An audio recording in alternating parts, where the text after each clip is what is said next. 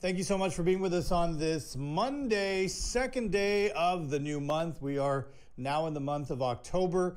We are live to the KGNS app, live to the website at kgns.tv. We're also live to our Facebook page and our YouTube channel on this Monday morning. October is Bullying Prevention Month, and that's what we're going to talk about with Melissa Ramirez. She is the Director of Guidance and Counseling for United Independent School District. She's back on the digital news desk.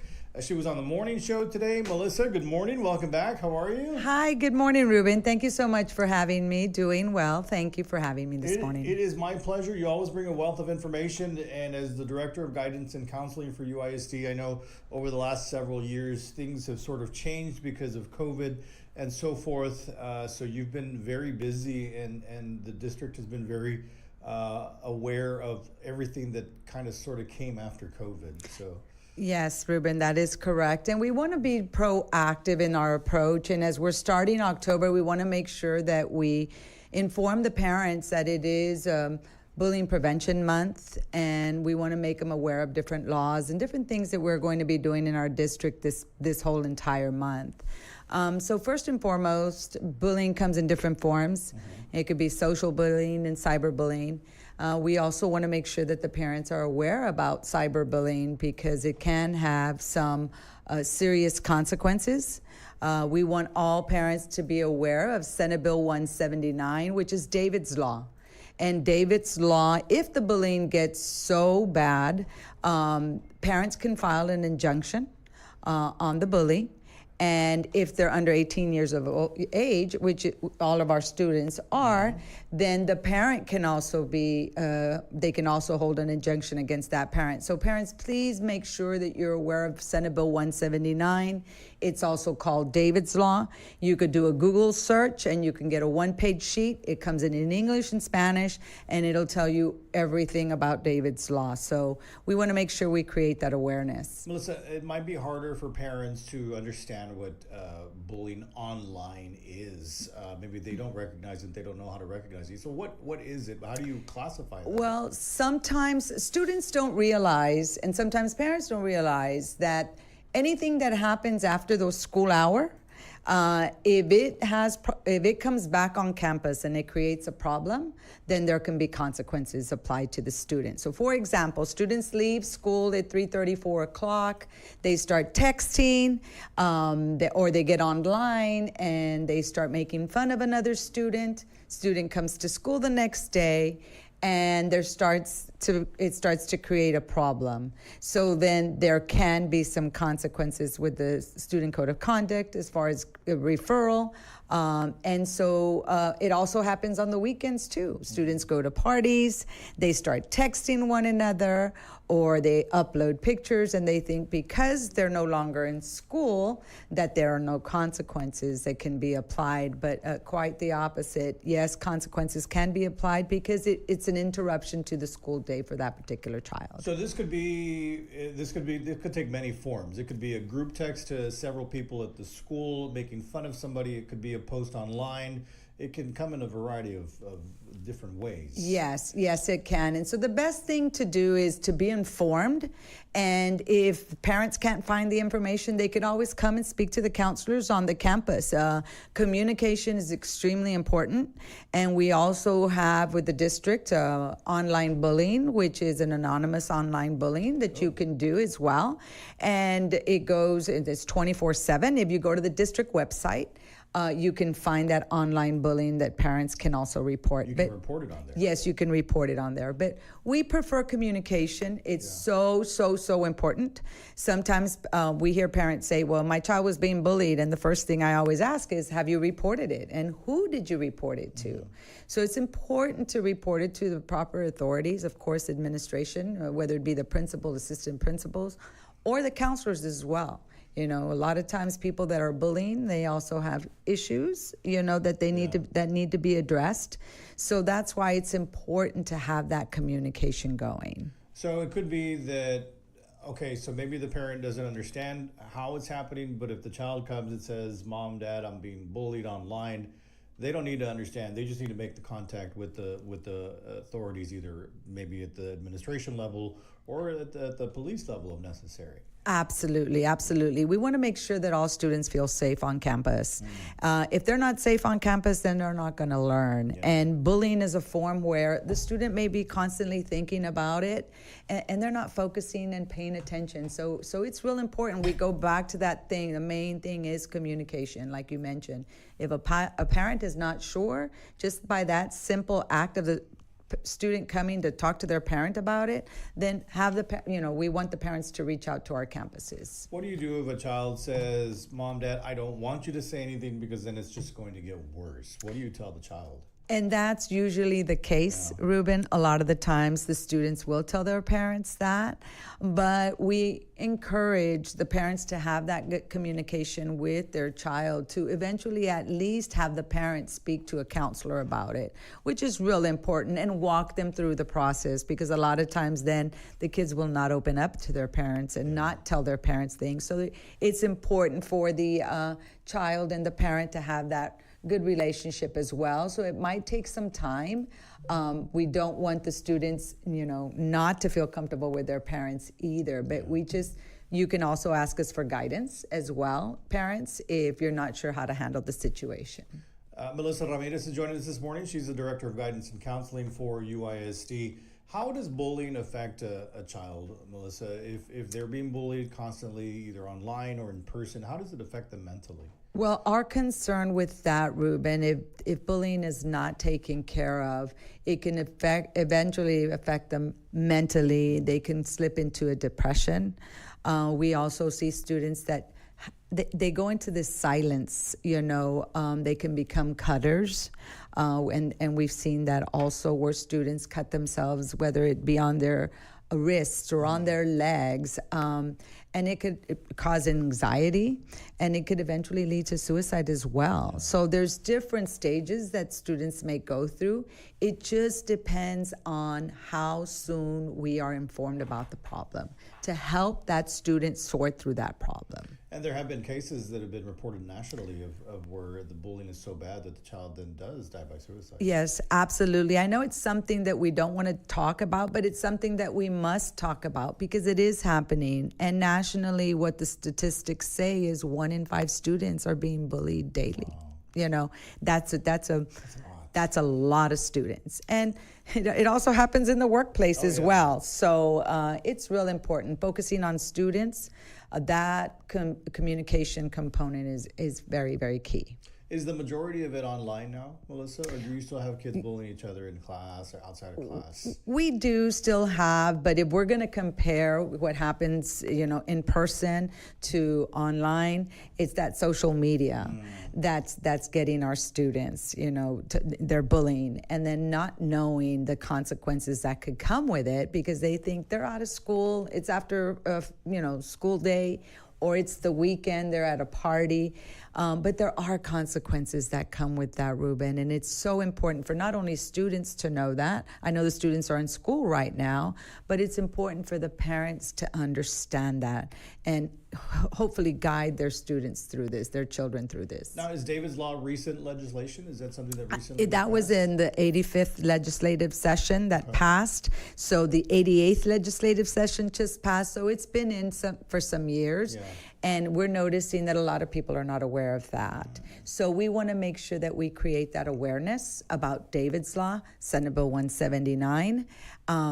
One thing that we're mentioning to our counselors this year is make sure if any bullying has taken place on campus that you give that parent that sheet of David's Law, Senate Bill 179. It comes in a one-sheet page in English and in Spanish as well, because we want to make sure that everyone's aware of that law. So there is legal recourse if a child is being bullied for the person who's doing it. Absolutely. And last year we were called into one of the judges' chambers, and they're saying, they were asking us, what are you all doing about bullying? Because now I'm starting to see bullying in my courtroom. And so this is why we want to make sure that we create that awareness about David's Law, Senate Bill 179. Now, this may sound like a dumb question, but does the parent know if their child is a bully? A lot of times they don't. Yeah, right. Or a lot of times there is denial about their child being a bully. And sometimes it's difficult, but we have to have those crucial conversations with the parents and handle it delicately. That's why it's important. Counselors are involved in this as well with the counseling component of it. Well, because as you mentioned, a lot of times the person who's doing the bullying is going through something themselves, perhaps, and that may be coming from the home. Correct. And that is correct, Ruben. That's what we have been seeing and we've been noticing. So we want to make sure that all parents know that we are there for them. And for the bully as well, because we do need to get down to the bottom, to the root cause of that. Why is that happening? Why is that child behaving in that way? Let's talk about what's happening this month, Melissa. We just started the month. It's Bullying Prevention Month, as we've been talking about. You're wearing a lot of orange. Yes. So tell me what's going on. What kind of events? Well, we are going to be celebrating Unity Day. Unity Day is a national celebration. And basically, it's for everyone to come together, united for kindness, acceptance, and inclusion, and that we're zero tolerance with bullying. And orange is something that the Bullying Foundation, Prevention Foundation, put together. Orange, since it's the fall, and also think about those cones that are out on the highway when there's construction. You know, it's kind of like stop. Yeah. So it's not a color that we selected district-wide. This is something that the Pacer Bullying Foundation put together, and this is the second year that we are going to be hosting this event. We are going to have a proclamation on the 18th.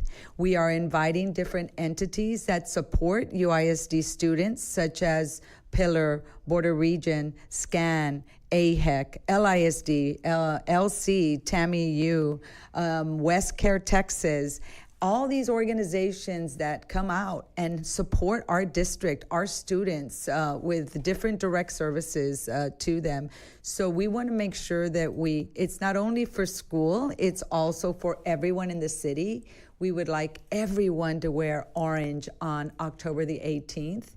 We will be sending flyers home to the parents through all our social media platforms, reminding them what it's for and reminding them to support us on that day, which is Unity Day, October the 18th. And Ruben, we want you to wear orange on that day too. I got to figure that out because I don't think I own anything orange whatsoever. So. Well, we will bring you some orange ribbon for your staff here. And we want anyone listening today, any organization that I have not reached out to, please support us. This is a community-wide effort in letting people know that we want to prevent bullying.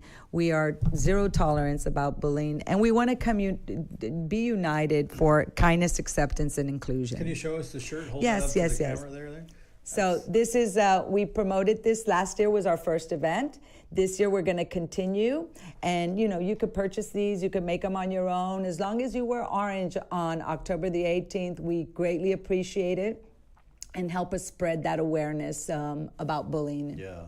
Melissa, I know that obviously the focus today is on October and on October 18th, but really year-round, the district and I have seen several presentations on a regular basis in regard to mental health and just so many things that are done online, in person. Are people utilizing these resources? Yes, they are, Ruben, and I'm glad that you mentioned that because we are having monthly sessions on mental health awareness. Bullying is a mental health, awareness topic to talk about. We're also talking about substance abuse, different kinds of substance abuse. This month is also Fentanyl Poisoning Awareness Month, so that's something that we're also promoting.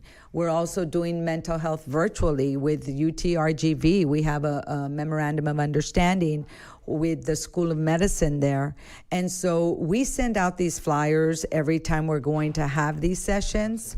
And we're going to continue to send out these flyers. We're going to do this in person, and we'll do it we'll do it virtually. So we invite everyone to please join us, because the information that is being provided during these sessions is extremely important and very beneficial to parents so that they could utilize with their students, you know. And I'm a parent, so that's how I know, because I get these emails all the time. And so I'm guessing that's how you get the word out, through parents that have their child registered, they have an email registered. That's how you get the information out. Yes, our public relations office does an amazing job.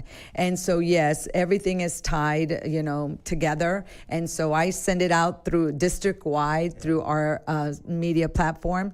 And they also have Facebook and Instagram with the district, so we send it out there too. We want to make sure that the public is informed. UISD is making sure that we inform parents in all these different topics that we have, whether it's bullying, substance abuse, mental health, in all forms. Monthly, we are holding sessions. We ask you to tap into our websites as well. And we're going to continue to inundate the parents with that information so that they could attend those sessions. Do you ever get a parent come and tell you, you're not doing anything to help my child? You're Oh, not doing always. anything at all? We always get that, Ruben. We get the parents, you know, that are not happy that they're in person, or they're not happy that they're in English, or they're not happy that they're in they're done virtually. So we always get, we always try to accommodate the parents. We do take requests and we try to make adjustments as we go along. But everything is posted on our website, UISD, and on the guidance and counseling page. So, people will always mention that. And then on an individual basis, it's tough because there's probably going to be times when you have a parent that doesn't agree with how things are being done. So you guys are put in a tough situation. Yes, we are, and we take it, we handle it as they come, but we just want to make sure that we are creating their awareness out there for all the parents, because after COVID, people say, well, COVID's gone. Well, yes, but we're still dealing with all the issues that came with COVID, the loss of school, and the mental consequences that came with that, being isolated for almost 2 years. It still has taken us time. Sure. Our numbers in suicide ideations, depression, bullying, all of that has come up. So we want to make sure that we're out there supporting our parents, providing them with as many resources as possible. But I go back to the same thing: communication is key.